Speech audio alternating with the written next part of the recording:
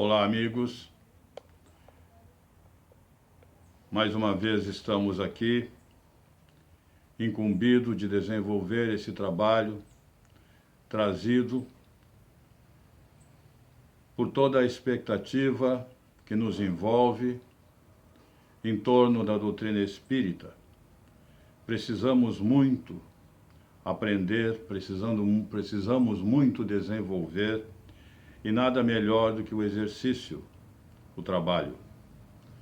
Temos em mãos o Evangelho do Cristo segundo a doutrina espírita, que vamos recorrer a uma delas para apresentar a todos que nos ouvem e que nos assistem.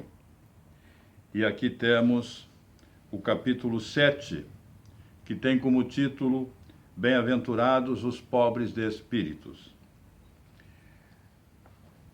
E no item 11, Instruções dos Espíritos, nós vemos o título de O Orgulho e a Humildade, ditado por Lacordaire, Constantina, 1863. Nos diz o seguinte: que a paz do Senhor esteja com todos, meus queridos amigos. Venho para encorajá-los a seguir o bom caminho. Aos pobres espíritos que antigamente habitavam a terra, Deus concede a missão de trazer o esclarecimento. Bendito seja pela oportunidade que nos oferece em poder ajudar no adiantamento de vocês. Que os bons espíritos me ajudem, tornando minha palavra compreensível, e que me concedam a graça de colocá-la ao alcance de todos. Aos encarnados que estão em dificuldades e procuram a luz, que a vontade de Deus me auxilie a fazê-la brilhar em seus olhos. A humildade é uma virtude muito esquecida entre os homens, e os grandes exemplos que dela tiveram foram muito pouco seguidos. Será que, sem humildade, poderemos ser caridosos para com o nosso próximo? Claro que não. A humildade iguala as criaturas, mostrando que todos são irmãos, que devem se ajudar mutuamente e as conduz ao bem. Sem a humildade, apenas se enfeitam de virtudes que não possuem. É o mesmo que vestir uma roupa para esconder as deformidades do corpo. Lembrem-se daquele que nos salva.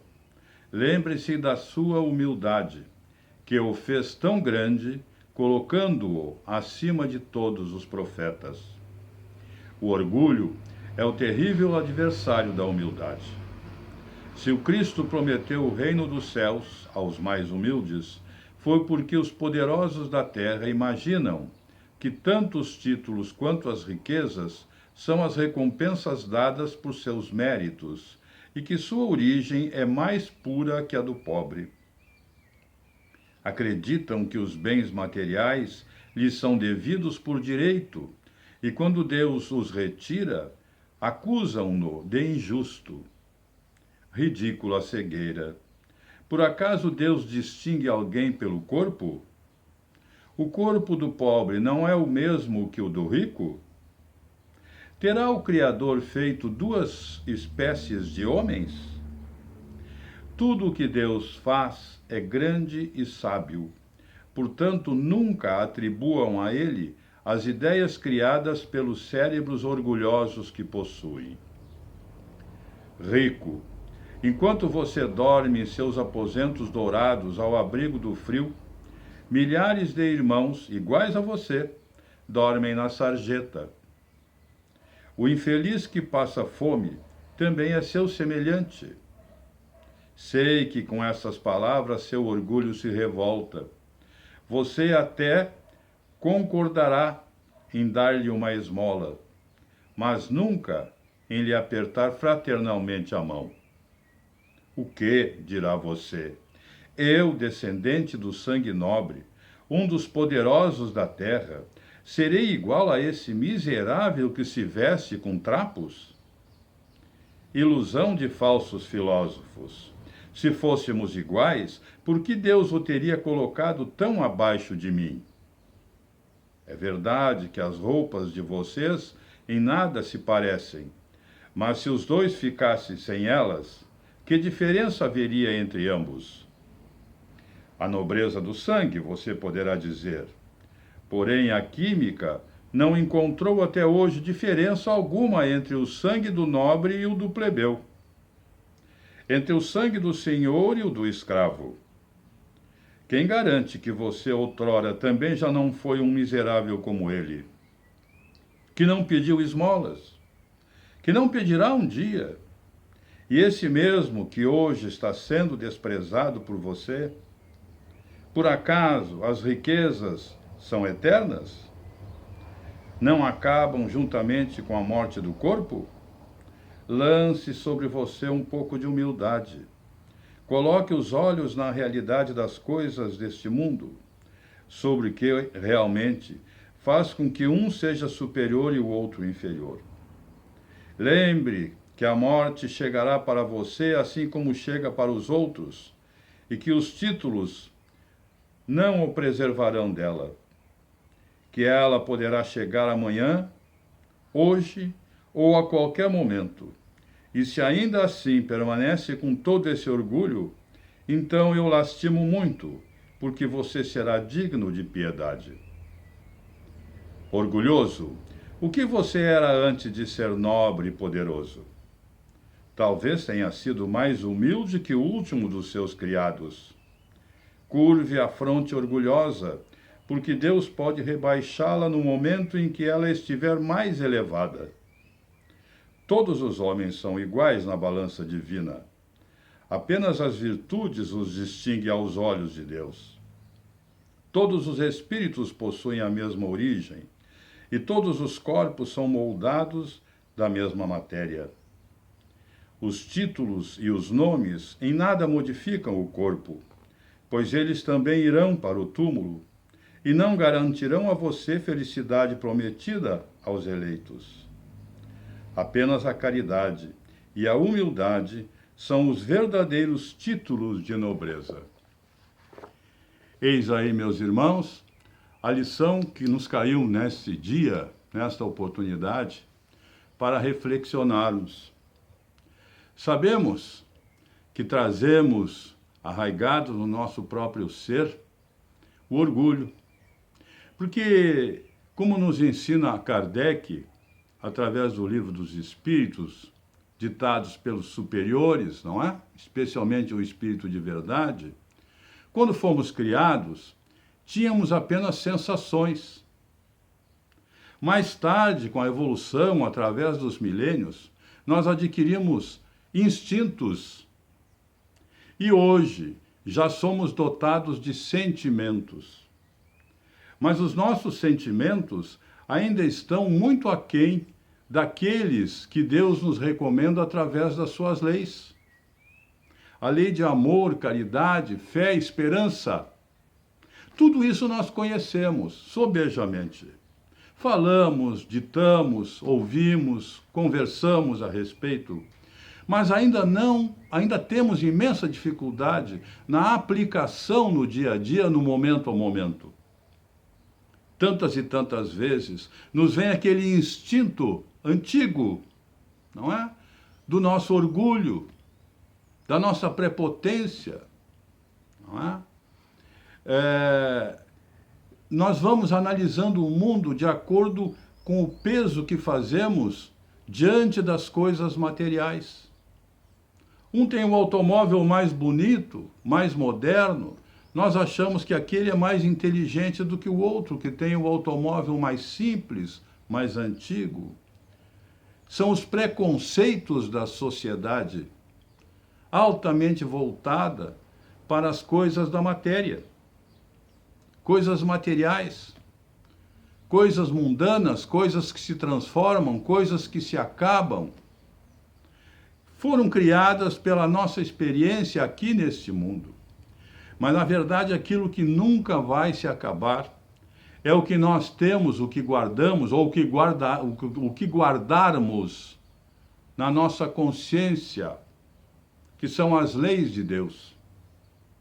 Porque na pergunta 621 do Livro dos Espíritos, quando Kardec pergunta ao Espírito de verdade, e onde estão escritas as leis de Deus? A resposta vem imediata e certeira, na consciência de cada um. Nós trazemos na consciência as leis de Deus. Muitas vezes, nós sobrepomos essas leis, colocando as leis humanas, dando muito mais atenção às leis humanas, que são transitórias, que se modificam de acordo com a necessidade, com o momento, ou de acordo especialmente com as conveniências de cada país, de cada povo, de cada estado, de cada pessoa. Nós somos assim. O que nos interessa hoje, muitas vezes, sobrepõe as coisas duradouras, eternas, que estão contidas nas leis de Deus. E nós acabamos tropeçando nas nossas fraquezas, tropeçando no nosso orgulho, na nossa vaidade, no egoísmo. Todos nós buscamos o melhor para nós. Parece uma coisa tão natural. Mas quando prejudicamos alguém, deixa de ser natural, porque estamos infringindo a lei universal, a lei divina, a lei de Deus. Deus nos ensinou que deveríamos fazer somente aquilo que fosse em benefício do próximo, visando também receber na mesma intensidade. E, portanto, nos condena fazer o mal. Se não quisermos o mal para nós, jamais deveremos fazer ao outro. E muitas vezes nós não temos a consciência muito clara diante das nossas necessidades ou das nossas conveniências que nós tanto queremos e buscamos, nós esquecemos do outro. Nós esquecemos do direito do outro. E aí estaremos infringindo a lei de Deus. Por isso, a oportunidade grandiosa que Deus nos dá, através da pluralidade das existências, da reencarnação. Kardec também, através do Livro dos Espíritos, pergunta ao Espírito da Verdade, não é? Quando nós aprendemos as leis de Deus? Quando estamos encarnados ou quando estamos desencarnados? E a resposta também verdadeira, como sempre, nos diz que nós aprendemos nos dois mundos. Aprendemos algo no mundo espiritual, que não é possível no mundo material, pelas sensações da matéria que nos envolve, e aprendemos também no mundo material algo necessário que deveremos levar para o mundo espiritual. Por isso que o entendimento e as leis de Deus estão gravadas na nossa consciência, porque somos os mesmos, hoje espíritos encarnados, amanhã desencarnados ou vice-versa, e estamos aprendendo sempre através dessas lições, através da publicação que fazemos entre nós e para todos que nos envolvem, das coisas trazidas pela realidade plena da vida. E a realidade da vida envolve os dois polos, envolve os dois mundos, o espiritual e o físico. E ora estamos num, ora estamos em outro. E estamos com as oportunidades escancaradas à nossa frente, quando temos a predisposição de aprender, de crescer, de nos voltar para as coisas puras e verdadeiras da vida. Por isso temos oportunidade como esta, agora, de, através do Evangelho do Cristo, meditar, refletir, para poder entender com mais clareza tudo aquilo que foi nos colocado desde a nossa aparição no mundo como espíritos imortais que somos. Que a paz e a luz do Senhor esteja sempre com todos nós. Que assim seja.